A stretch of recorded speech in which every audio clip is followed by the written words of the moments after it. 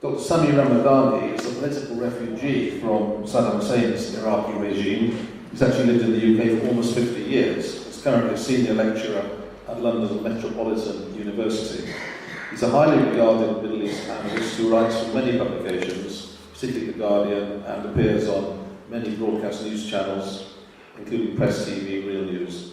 He strongly opposed the 2003 Iraq War and is an authority on the situation in Iraq and indeed on 21st century interventions by the West in the Middle East.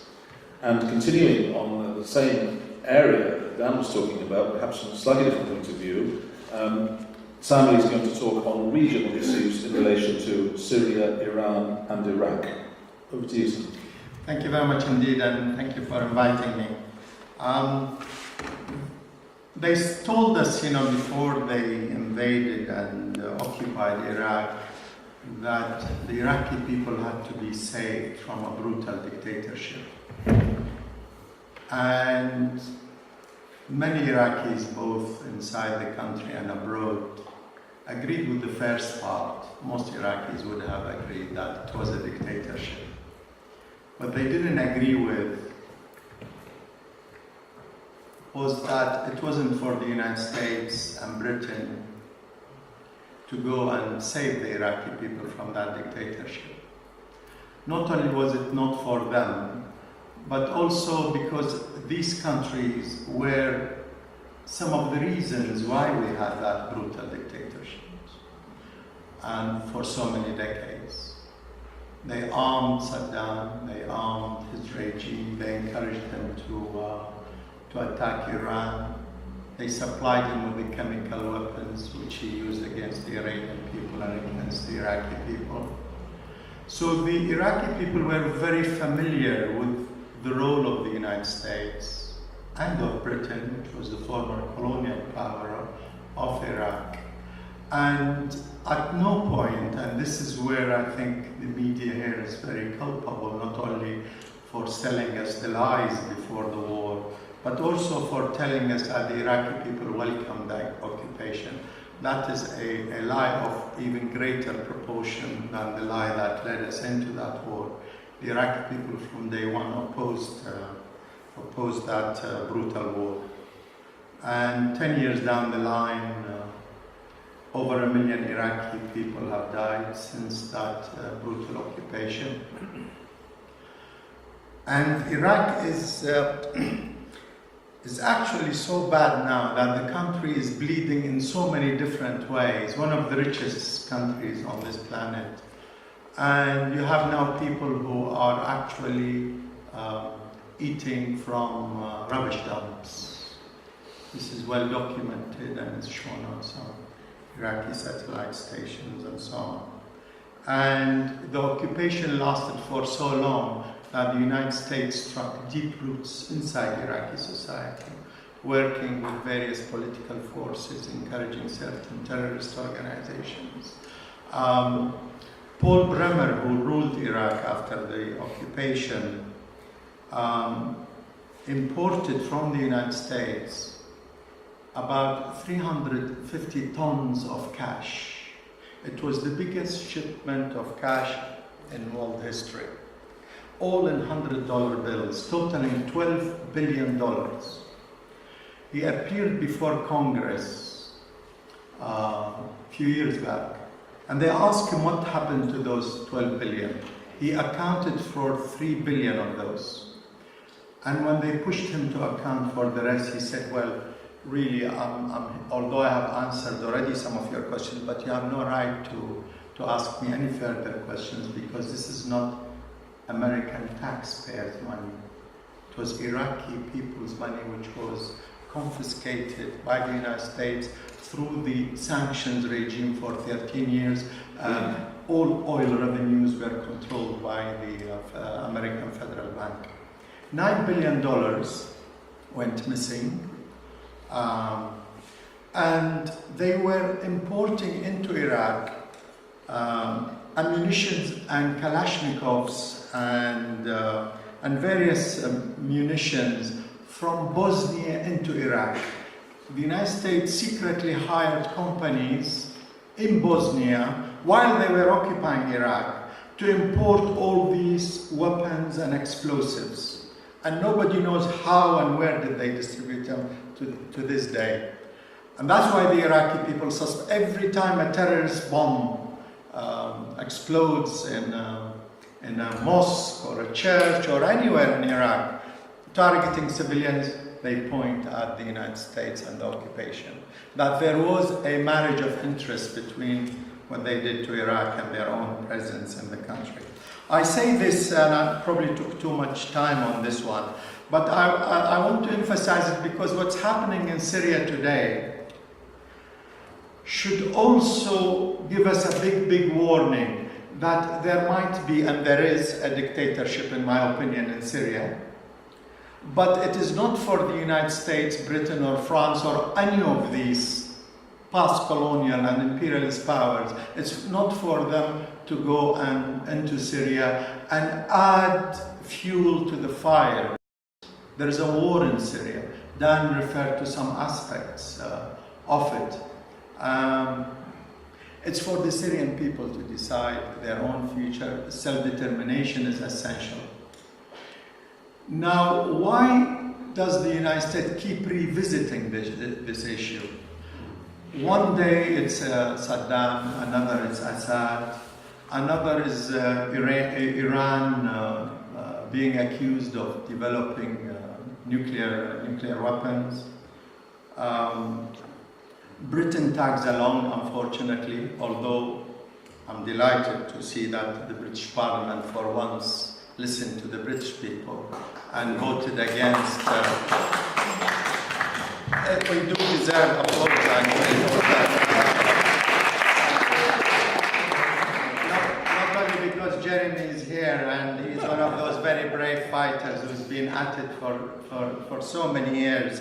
And it's really brave to be in that parliament and face one defeat after another with some people who think that the best job for them is to send British troops to get killed and kill other people. And that is bad for the British people as well as the people they go and invade and attack.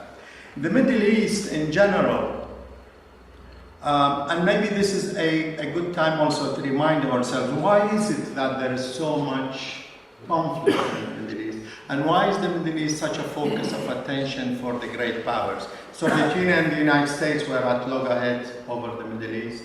The United States, since the neocons came to power, have been adopting a very aggressive policy, invading Afghanistan, Iraq, bombarding Libya, and so forth. Oil, obvious reason. The arms trade. This is a very big component as to why the Middle East is so important to US policies. Because the arms industry and the modern technologies attached to the arms industries form really the backbone of much of the great powers, if you like, especially the United States. There is such close integration between modern technologies and the armaments industry that it's almost, and this is a terrible thing to say, that there is a spontaneous tendency within that vast military industrial complex to go into war. That the economy starts feeding on war. Even if somebody like Obama or whoever else might have the personal tendency not to go on wage wars, they seem to be dragged into a momentum of greater armaments, greater conflicts, creating greater tensions. The system, unfortunately, is spontaneous. It has a certain spontaneous tendency to do that. And within the Middle East, obviously, there's an added reason. Not only that oil and gas are so important. And remember, oil is not just a fuel. It's a very crucial raw material that goes into the making of much of modern equipment, modern materials. Petroleum is a very important ingredient, raw material that goes into modern industry. So it has a vital importance to the world economy.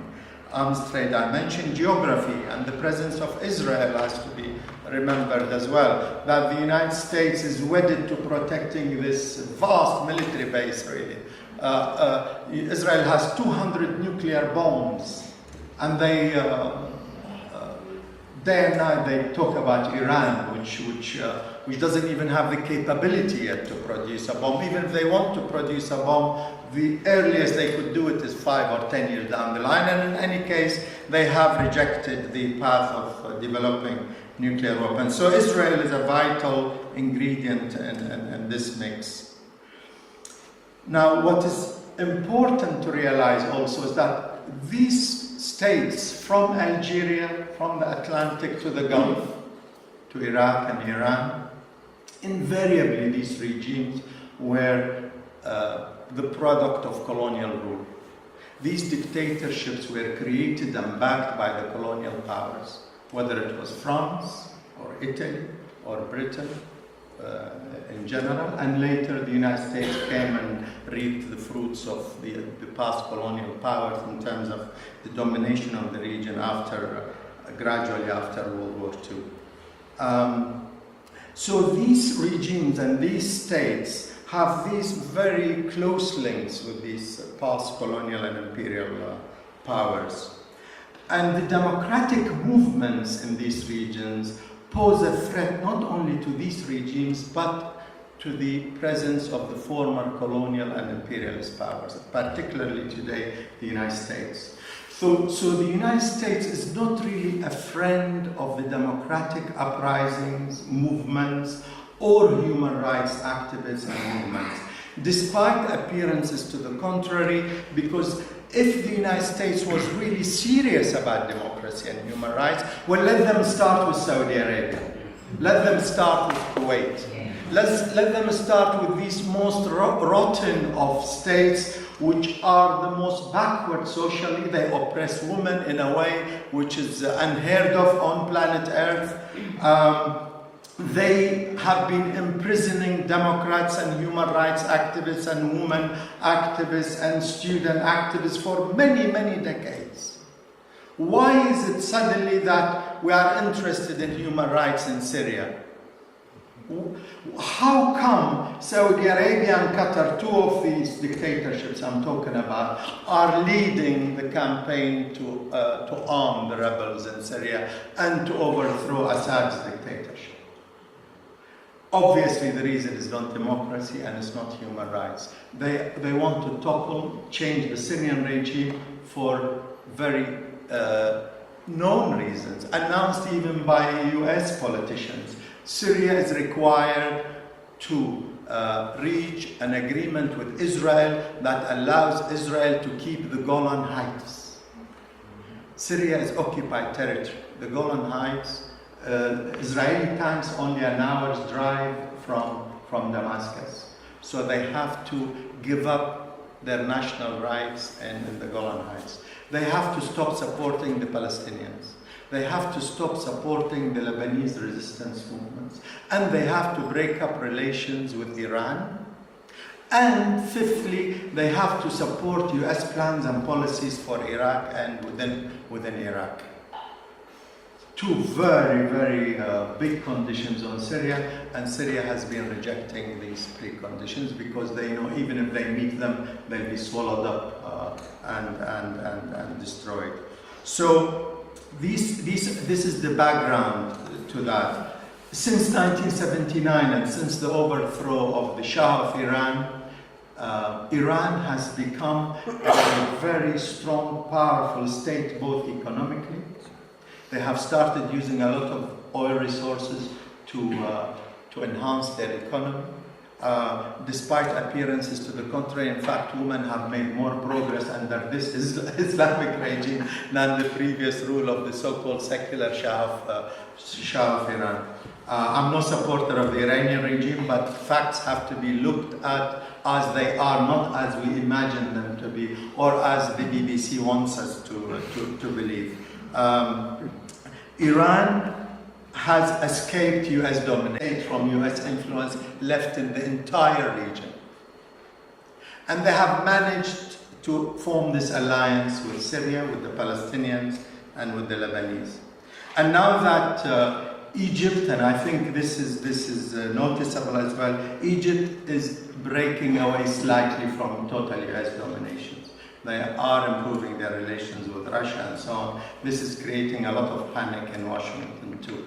That Egypt, that country that they have been pumping so much effort into keeping with their total domination under Mubarak's regime. Mubarak is gone, created a fluid situation, and now the Egyptian people are actually campaigning and pressing to reject US aid to their military. They say this aid is designed to chain Egypt. Let's break away with it. And the Egyptian government is under enormous popular pressure now to break with the dependence on the United States. So Iran becomes a huge problem for US domination of the region, and hence we get this enormous effort to overthrow the Syrian regime through this civil war, through encouraging terrorist organizations. Some of these terrorist organizations, their fighters, thousands of them by the way, come from Chechnya, from Afghanistan, from all over the world, from Libya. Libya, a country they told us will become nice and free from Gaddafi's rule. Today, Libya has 2,000 militia organizations dominating the streets. Each militia controls a neighborhood, and each town has competing militias. Sometimes they cooperate, and sometimes they compete, and vis-a-vis the central government as well. So they have ripped Libya apart, and only God knows how long that type of conflict could be resolved. Libya now has become a center for the region. The first thing we must do is oppose intervention by our own country here in Britain and by the United States. If we start with that, we will do the greatest service to the people struggling for freedom and democracy in that region. Thank you.